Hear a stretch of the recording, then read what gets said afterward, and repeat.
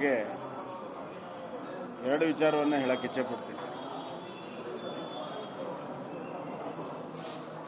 ಬರ ಪರಿಹಾರ ಹಿಂದೆ ಯಾವಾಗ ಯಾರ್ಯಾರು ಎಷ್ಟೆಷ್ಟು ಕೊಟ್ಟಿದ್ರು ದಾಖಲೆಗಳನ್ನು ತಿರುಗಿ ನೋಡಲಿ ಅವರು.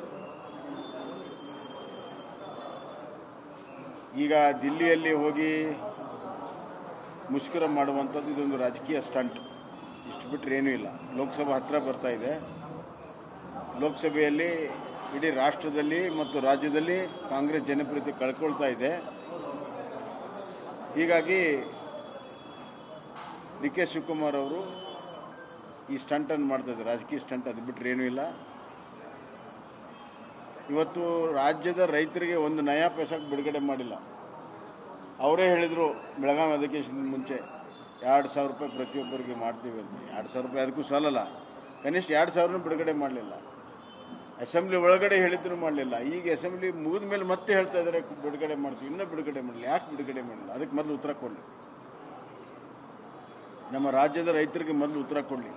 ರೈತರಿಗೆ ವಾಪಸ್ಸು ಚೆಕ್ಗಳನ್ನು ಕೊಡೋಕ್ಕೆ ಶುರು ಮಾಡಿದ್ದಾರೆ. ಸರ್ಕಾರಕ್ಕೆ 2,000 ರೂಪಾಯಿ ಚೆಕ್ಕನ್ನು ಕೊಡೋಕ್ಕೆ ಶುರು ಮಾಡಿದ್ದಾರೆ. ನಾಚಿಕೆ ಆಗಬೇಕು ಇವರು. ರೈತರ ವಿರೋಧಿ ಸರ್ಕಾರ ಇವತ್ತು ರಾಜ್ಯದಲ್ಲಿದೆ.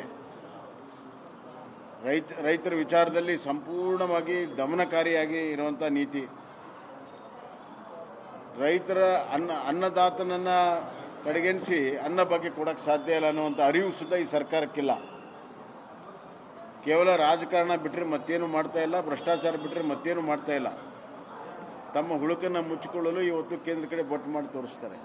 ನಮ್ಮ ಕಾಲದಲ್ಲಿ 2 ಸತಿ ಪ್ರವಾಹ ಬಂತು. ಸನ್ಮಾನ್ಯ ಯಡಿಯೂರಪ್ಪರ ಕಾಲದಲ್ಲಿ, ನಮ್ಮ ಕಾಲದಲ್ಲಿ ನಾವೇನು ಕಾಯ್ಕೊಂಡು ಕೂತ್ವ?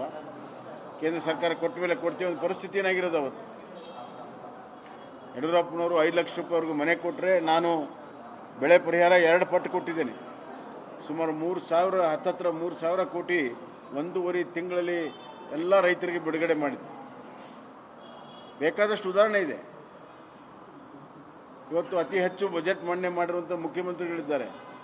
ರೈತರಿಗಾಗಿ ಒಂದು 3-4 ಸಾವಿರ ಕೋಟಿಯನ್ನು ಇವತ್ತು ತೆಗೆದಿಟ್ಟು ಮಾಡೋಕ್ಕೇನು ಆಗುತ್ತೆ? ತಮ್ಮ ತಪ್ಪನ್ನು, ಹುಳುಕನ್ನು, ವೈಫಲ್ಯವನ್ನು ಮುಚ್ಚಿಕೊಳ್ಳಲು ರಾಜಕೀಯ ಸ್ಟಂಟ್ ಮಾಡ್ತಾರೆ.